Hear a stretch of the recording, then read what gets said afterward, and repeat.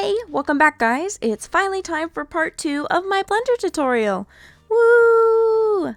Today I'm going to be showing you the actual moving parts, the frames and in-betweens and all that good stuff that makes a character move.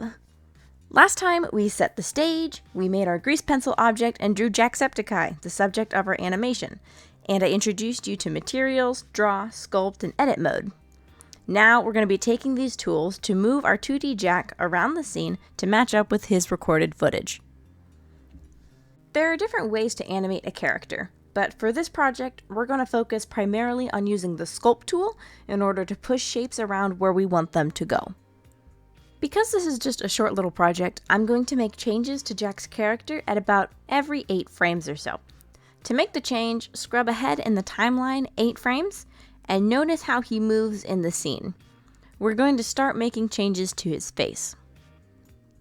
Using object mode, here you can see I'm putting my reference on the left, and I'm going to be translating the changes in Jack's face to my character of him on the right. Now it's time to actually start animating. I'm now sculpting the character's face to match Jack's, and as I do, I make sure to lock the materials I don't want to change. So anytime you use the Sculpt, Draw, or Edit mode tools on an empty part of the timeline, you will create a new keyframe. So when we use the Sculpt tool on the face in frame 16, we make a new keyframe there.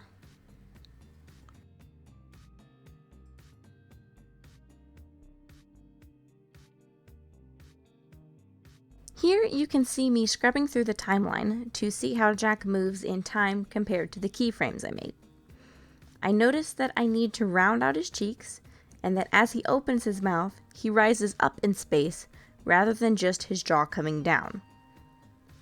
I use the Edit tool, unlock every material, and then select every point of the character, and use the Move tool in Edit mode to shift him upwards slightly.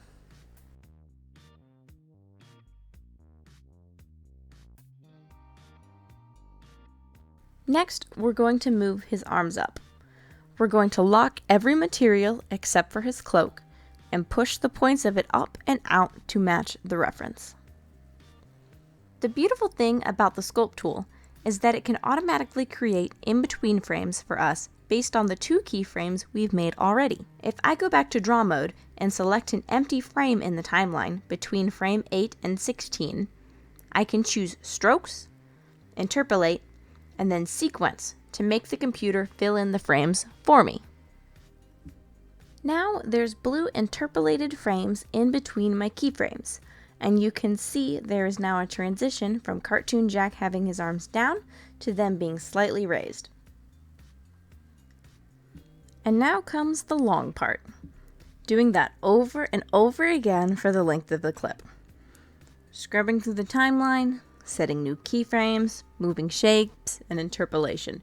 It's going to take a while. This is the longest part of the process, is just doing it over and over again, making sure that the shapes are right, that you're moving things in the right way, that you've got your materials in check and everything, and just taking your time and making sure that it looks good. The last step in animating this project requires a slightly different approach. Since Jack's eyes are just strokes when they're closed, I'm going to have to redraw them opening frame by frame in the last section of this sequence. To do that, I'm going to use Draw mode for the most part, redrawing the outline of his eyes, the sclera, and irises over and over again to match the footage.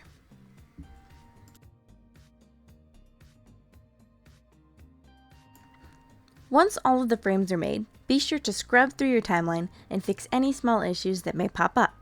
If you have any questions about Blender that I haven't answered, leave a comment and maybe I can answer it or do a follow-up tutorial in the future. To play back your animation in full, you can click on the play button down at the bottom and your animation will play and loop as long as you need it to. You can also change the starting and ending frame of your animation here. We are finally at the final step, rendering. Now, I actually had to re-record this today, and I'm using an updated version of the animation for this demonstration. And you can see there that I have changed his eyelashes as they open and close. There are probably 1,000,001 settings you can have when you render, but I'm only going to point out one that was important for me when I was making this video. Over here in the render settings, open the film menu and check the transparent box. This box designates whether or not the background is transparent or white. So since I haven't drawn a background to go behind Jack, it will be transparent when I render it. If you don't have this background set to transparent, then whenever you move your animation into another program, into Photoshop or whatever, the whole remaining background will be white and you won't be able to change it. And you won't be able to put different backgrounds behind it or put other elements around it. And that was something that I really needed when I was rendering the final version of this video. With the transparent mode enabled, you can see that I can layer here 2 different versions of Jack over the background that I made for my animation. And I can layer all different kinds of versions of the animation over top of itself without seeing any whiteness behind it. In order to render your animation, you're going to go up to the Render menu, go to Render Animation. It's that easy. Once you have clicked that, it will take some time. It'll render all of your frames individually. And then when you're done, you will open up a new window in File Explorer or Finder, whatever you're using, and you're going to navigate to the temporary folder. I actually tried to do this and record it, but my OBS starts and stops recording whenever I hit that backslash button. So I had to pull it up when I was looking at my Photoshop files and show you that is the code that you got to type into your address bar to go to that folder. And in there you should have all of your still images. And when you put those into a program like Premiere Pro or DaVinci Resolve or whatever you use to edit videos and things, they will all play together in one animation. Ta-da! And with that done, the tutorial has concluded. Yay! I hope that it was helpful and easy enough to follow along. I love using Blender to animate, and if you want to see more of my animations, you can check them out on my channel.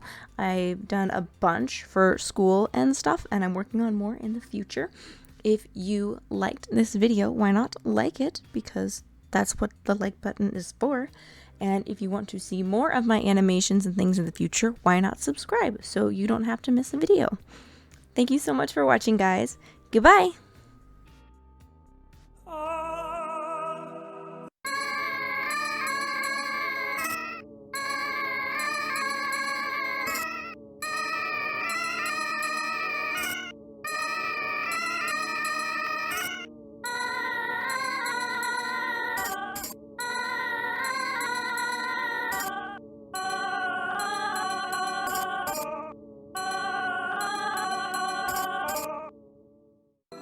Potato.